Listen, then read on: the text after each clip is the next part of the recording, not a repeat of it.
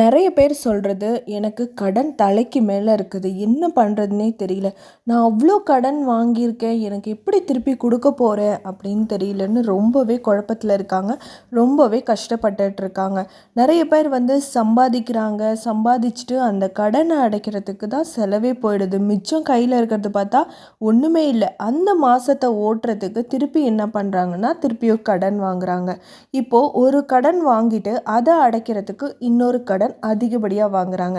அந்த கடன அடைக்கிறதுக்கு இன்னும் அத விட அதிகமா கடன் வாங்குறாங்க. ஒரு கடன அடைச்சாலும் அதுக்கு அதிகமான கடன் தான் நீங்க சேர்த்துட்ருக்கீங்க. அந்த மாதிரி சில பேர் வந்து அந்த மாரி ட்ராப்ல மாட்டிக்கிறாங்க. இந்த மாதிரி விஷயங்களெல்லாம் நீங்க வந்து மாட்டக்கூடாது அப்படின்னா, நான் சொல்லப் போற இந்த 5 விஷயத்த நீங்க வந்து ரொம்பவே வந்து சின்சியரா கேட்டு ஃபாலோ பண்ணி பாருங்க. உங்களோட லைஃப்ல பெரிய மாற்றமே கிடைக்கும். வாங்க வீடியோக்குள்ள போய் பார்க்கலாம். அதுக்கு முன்னாடி நம்ம சேனலை நீங்க இன்னும் சப்ஸ்கிரைப் பண்ணலன்னா சப்ஸ்கிரைப் பண்ணிக்கோங்க. பக்கத்துல இருக்க பெல் ஐகானை கிளிக் பண்ணிக்கோங்க. இன்னைக்கு வாங்குற சம்பளம் நான் வந்து ரூ. 10,000 தான் வாங்குறேன். ஆனாலும் என்னுடைய சம்பளம் முழுசா நான் வீட்டுக்கு எடுத்துட்டு வந்து அந்த மாதம் அந்த சம்பளத்தை நான் முழுசா எனக்காகவும் என் குடும்பத்துக்காகவும் என் சேவிங்ஸ்க்காக மட்டும்தான் பண்ணுறேன் அப்படின்னு இங்கே யாராவது சொல்ல முடியுமா? கண்டிப்பாக கிடையாது. ஏன்னா எல்லாருமே இன்றைக்கி 1,50,000ன்னு சேலரி வாங்கினா கூட அவங்களுக்கு ஏற்ற இஎம்ஐ லோனு, வண்டி இஎம்ஐயில் இருக்குது, கார் இஎம்ஐயில் இருக்குது, வீட்டில் இருக்கிற பொருட்கள் இஎம்ஐயில் இருக்குது. இந்த மாதிரி தான் அவங்க என்ன பண்ணிடுறாங்க, அந்த ட்ராப்பில் மாட்டிக்கிறாங்க. அவங்க வாங்குகிற சேலரி அதிகமாக இருந்தால் கூட அவங்களால ₹1 சேர்த்து வைக்கிறதுக்கு கூட ரொம்பவே கஷ்டமாக இருக்குது. எல்லாம் மிடில் கிளாஸ்ன்னு நினச்சிட்ருக்கோம். நம்மளாம் மிடில் கிளாஸே கிடையாது சொல்லப்போனால். ஏன்னு பார்க்குறீங்களா? மிடில் கிளாஸுங்கிறவங்க எப்படி இருப்பாங்க? கடனே இருக்காது, எந்த ஒரு இஎம்ஐயும் இருக்காது. அவங்க வாங்குகிற சேலரியை முழுசாக அவங்க வீட்டுக்குன்னும் அவங்க சேவிங்ஸுக்கும் அவங்க ஏதாவது ஒரு இன்வெஸ்ட்மெண்ட்டுக்கும் மட்டுமே அவங்க யூஸ் பண்ணுவாங்க. நான் இந்த இஎம்ஐ கட்டணுமா, இந்த லோன் அடைக்கணுமா அப்படிங்கிற அந்த ஒரு டென்ஷனே இருக்காது. அவங்க தான், அதாவது கடன் இல்லாமல் வாழ்கிறவங்க தான் மிடில் கிளாஸு. அப்பர் மிடில் கிளாஸ்னால் யாருன்னு பார்த்தீங்கன்னா கோடீஸ்வரர்கள். அதாவது எந்த ஒரு பண தேவைக்கும் கஷ்டமே இல்லாதவங்க தான் upper middle class. Lower middle கிளாஸுனால் நம்ம தான். நம்மலாம் லோயர் மிடில் கிளாஸுன்னா கூட எடுத்துக்க முடியுமான்னு தெரியல. ஏன்னா ரொம்ப வந்து ஏழையாக இருக்கிறவங்க கூட அவங்களுக்கு தகுதிக்கு மீறி எனக்கு இன்றைக்கி இது கிடைச்சா போதும் அப்படின்னு சொல்லிட்டு அதுக்குள்ளே வாழ்க்கையை ரன் பண்ணுவாங்க. ஒரு 3,000 தாங்க இருக்கும். ஆனாலும் அதில் வந்து நம்மளோட வாழ்க்கையை எப்படி ரன் பண்ணலாம்? ஒரு பழைய சாதம் சாப்பிட்டா கூட நிம்மதியாக சாப்பிடுவாங்க. அவங்களுக்கு எந்த ஒரு இஎம்ஐயும் இருக்காது. ஒரு கல்யாணம் பண்ணுனா கூட ரொம்ப ஆடம்பரமாக இல்லாமல் அவங்களுக்கு ஏற்ற மாதிரி 1000மோ 2000மோ சாரீ எடுப்பாங்க. ஒரு கோயிலில் போய் கல்யாணம் பண்ணுவாங்க. அவ்வளோதான். ரிசப்ஷன் அப்படி இப்படின்லாம் ரொம்ப ஆடம்பரமாக பண்ண மாட்டாங்க. வீட்டுக்கு பொண்ணு மாப்பிள்ளையை கூட்டிகிட்டு வந்துடுவாங்க. வீட்டில் எல்லாரையும் பார்த்துப்பாங்க. இவங்க லோயர் மிடில் கிளாஸ். இன்னொன்று அப்பர் மிடில் கிளாஸ் வந்து அவங்களுக்கு பண தேவை வந்து அதிகமாக கிடைக்குது. பணம் அதிகமாக இருக்குது. அதனால பணத்தை வந்து அவங்க எப்படி செலவு பண்ணலான்னு ஆடம்பரமாக அவங்க யோசிக்கிறாங்க. ஆனால் நம்ம இதுவும் இல்லாமல் அதுவும் இல்லாமல் நடுவில் நின்றுக்கிட்டு ஆடம்பரமாக காமிச்சிக்கணுங்கிறதுக்காகவே என்ன பண்ணுறோம், நம்ம ஒரு ரிசப்ஷன் வைக்கிறோம். மேரேஜுக்கு முன்னாடி ஒரு ரிசப்ஷனு, ப்ரீ ஃபோட்டோ ஷூட்டு, அதுக்கப்புறம் மேரேஜுக்கு அப்புறம் போஸ்ட்டு ஃபோட்டோ ஷூட்டு, ஹனிமூன் போய் தான் ஆகணும். போகிறது நம்ம வந்து ஃபாரின் கண்ட்ரி தான் போகணும். நான் இங்கெல்லாம் போயிருக்கேன், அங்கெல்லாம் போயிருக்கேன்னு ரொம்ப நம்ம வந்து அடுத்தவங்ககிட்ட பந்தா காமிக்கணுங்கிறதுக்காகவே என்ன பண்ணிடுறோம், இந்த மாதிரி ஆடம்பர செலவில் பண்ணுறோம். அதெல்லாம் எப்படி பண்ணுறோம்? நம்ம கையில் காசு வச்சுட்டு பண்ணுறோமா? கிடையவே கிடையாது. நம்ம எல்லாமே வந்து என்ன பண்ணுறோம், லோன் வாங்குகிறோம், கடன் வாங்குகிறோம். கடன் வாங்கி தான் இந்த விஷயங்கள் எல்லாமே பண்ணுவாங்க. அந்த கல்யாண கடன் அடைக்கிறதுக்கு என்ன பண்ணுவாங்க, அடுத்தும் நீங்கள் என்ன பண்ணுவீங்க, ஒரு ஒரு ஒரு பொண்ணை கல்யாணம் பண்ணி கொடுத்துட்டும் பேரண்ட் என்ன பண்ணுவாங்கன்னா, திருப்பி அந்த கல்யாண கடன் அடைக்கிறதுக்காக திருப்பியும் ஓடிட்டுருப்பாங்க. ஒரு ரெஸ்ட்டே இல்லாமல் தான் இருக்கும். அப்போவும் அவங்களுக்கு அந்த மன கஷ்டம் இருக்கும். அப்போ அந்த பொண்ணுக்கும் என்ன தோணும், ஐயோ நம்ம அப்பா நம்மளை வந்து கல்யாணம் பண்ணி வச்சுட்டாங்க, ஆனாலும் இன்னும் அந்த கடன் அடைக்கிறதுக்கு இவங்க கஷ்டப்பட்டுட்ருக்காங்களே அப்படின்னு அவங்க யோசிப்பாங்க. ஆனால் அவங்களாலையும் எந்த ஒரு உதவியும் பண்ண முடியாது. ஏன்னா அவங்க ஹஸ்பண்ட் அவங்க வீட்டில் இருக்கவங்களாம் எப்படி சொல்லுவாங்கன்னு தெரியாது. அந்த மாதிரிலாம் நம்ம ரொம்ப வந்து ஆடம்பரத்துக்காகவும் நம்மளை வந்து பெருமையாக காமிச்சிக்கணுங்கிறதுக்காக எந்த ஒரு விஷயத்தையும் பண்ணாமல் இருந்தாலே நம்ம வந்து மிடில் கிளாஸாக இருக்கலாங்க.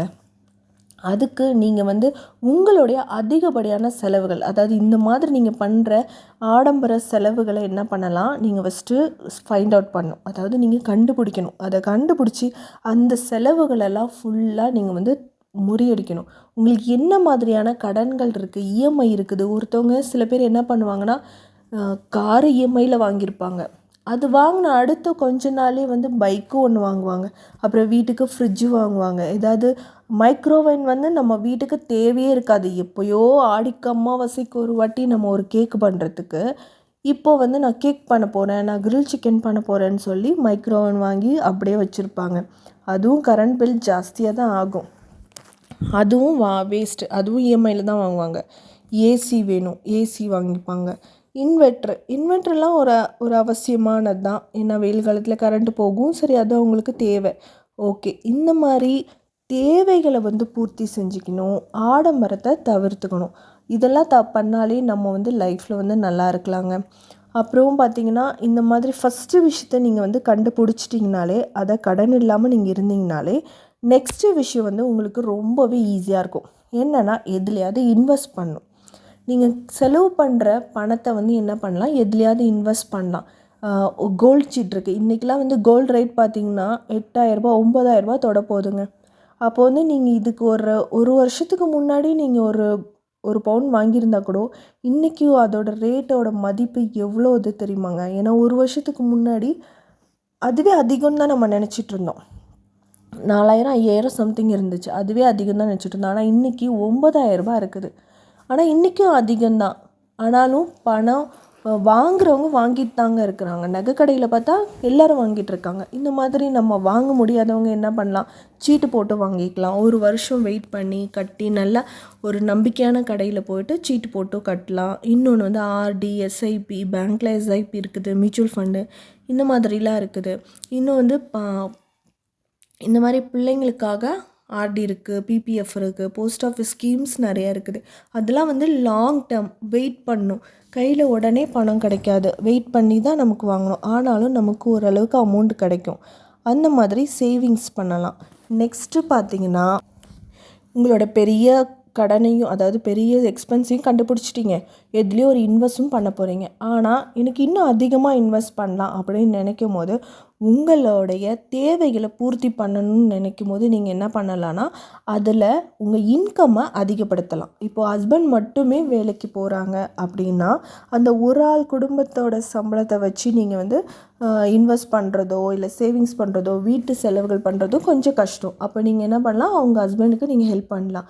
நிறைய பேர் வந்து ஹஸ்பண்ட் வந்து பெண்களை வந்து வெளியில் அனுப்புறது கிடையாது. இன்னொன்று பார்த்தா, குழந்தைங்க பிறந்ததுக்கப்புறம் அவங்களால வெளியில் போக முடிய மாட்டேங்குது.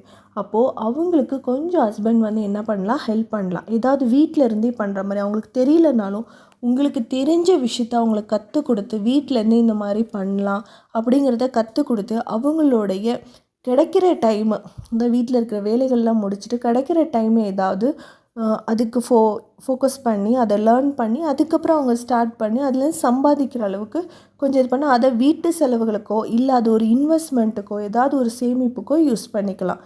அடுத்தது பார்த்திங்கன்னா, நீங்கள் இப்போ ஏதாவது ஒரு விஷயம் பண்ண போகிறீங்க, ஒரு பிஸ்னஸே பண்ண போகிறீங்க அப்படின்னா, தயவு செஞ்சு யார்கிட்டையும் சொல்லாதீங்க. ஏன்னா நீங்கள் பண்ணி அது நல்லா சக்ஸஸ்ஃபுல்லாக போச்சுன்னா உங்களை பாராட்டுவாங்க. இதே வந்து உங்களுக்கு அதில் ஏதாவது ஒரு பிரேக் கிடைக்குது அப்படிங்கும் போது என்ன சொல்லுவாங்க, இதுக்கு தான் சொன்னேன் அப்போவே, இதெல்லாம் உனக்கு சரிப்பட்டு வராது அப்படின்னு. ஏன்னா ஏதாவது ஒரு ஃபெயிலியர் கிடைச்சாதாங்க அதுலேருந்து நம்ம கற்றுக்க முடியும். எல்லாருமே பணக்காரர்கள்லாம் டைரெக்டாக பணக்காரர் ஆகிறது கிடையாது. ஏதோ ஒரு ஃபெயிலியர், அவங்க நிறைய ஃபெயிலியர் கூட அவங்க சந்திச்சிருப்பாங்க. அதெல்லாம் தெரிஞ்சு அதுலேருந்து அவங்க லேர்ன் பண்ணி தான் இந்தளவுக்கு வந்திருக்காங்க. அப்போது நீங்கள் பண்ண போகிற விஷயத்த யார்கிட்டையும், அதுவும் உங்களுக்கு தெரிஞ்சவங்கக்கிட்ட கண்டிப்பாக சொல்லவே சொல்லாதீங்க. ஏன்னா அவங்களுடைய நெகட்டிவான எனர்ஜி உங்களை ரொம்பவே தாக்கும் ஃபஸ்ட்டு. அதுக்கப்புறம் பார்த்திங்கன்னா, உங்களுக்கு உங்கள் மேலே நம்பிக்கை இருக்கணுங்க. நீங்கள் வந்து இந்த காலையில் எப்போவுமே வந்து ஒரு 4 to 5க்குள்ளே நீங்கள் எந்திரிக்கிறத பாருங்கள். எந்திரிச்சு குளிச்சிட்டிங்கனாலே உங்களுக்கு ஒரு செம்ம வைப்ரேஷன் இருக்குங்க, பாசிட்டிவ் வைப்ரேஷன் இருக்கும். இதை நான் ஃபீல் பண்ணியிருக்கேங்க. நீங்கள் வந்து அந்த டைம் எந்திரிச்சிட்டிங்கன்னா, நீங்கள் வந்து ஹிந்துவாக இருக்கலாம், முஸ்லீமாக இருக்கலாம், கிறிஸ்டின், யார் வேணாலும் இருங்க, உங்களுடைய சாமி ஏதோ அத வந்து நீங்க என்ன பண்ணலாம், காலைல எந்திரிச்சு குளிச்சுட்டு, நீங்க ஒரு கண்ண மூடிட்டு அந்த சாமிக்காக நீங்க ப்ரேயர் பண்ணுங்க. அந்த பிரபஞ்சத்துக்காக நீங்க ப்ரேயர் பண்ணுங்க. உங்களுடைய சாமிக்காக நீங்க ப்ரேயர் பண்ணும்போது, அதில கிடைக்கிற அவ்ளோ பாசிட்டிவிட்டி. அதுக்கப்புறம் உங்க ஒர்க்க ஸ்டார்ட் பண்ணுங்களேன், அந்த டேவே வந்து அவ்ளோ சூப்பரா இருக்குங்க. ஏன்னா, அத வந்து நம்ம சீக்கிரம் வேலைகள் முடிச்ச மாரி இருக்கும். சீக்கிரம் தூங்க போயிடுவோம். நான் அத வந்து உண்மையிலே அனுபவிச்சிருக்கேன். ஏன்னா, நான் சீக்கிரம் எந்திரிச்சதே கிடையாது. நான் கல்யாணத்துக்கு முன்னாடி வரைக்குமே என்னால எந்திரிச்சதே கிடையாது. எழுப்பு தூங்கிட்டு இருந்தேன். ஆனா, இப்போ கல்யாணத்துக்கு அப்புறம் நமக்கு ஒரு சில பொறுப்புகள் வந்ததுக்கப்புறம் நான் அத பண்ண ஆரம்பிச்சதுலேருந்து ரொம்பவே பாசிட்டிவிட்டியா இருக்குது. ஸோ, நீங்க அத கடைப்பிடிங்க. கடவுள் மேல நம்பிக்கை இல்லாதவங்க, உங்க மேல நம்பிக்கை வச்சு நீங்க அத உங்களுக்காக, உங்களோட முயற்சிக்காக, உங்களோட முன்னேற்றத்துக்காக தான் நான் இத பண்றேன் அப்படின்னு நினச்சிட்டு நீங்க பண்ணுங்க. கண்டிப்பா உங்க லைஃப்ல வெற்றி பெற முடியும்.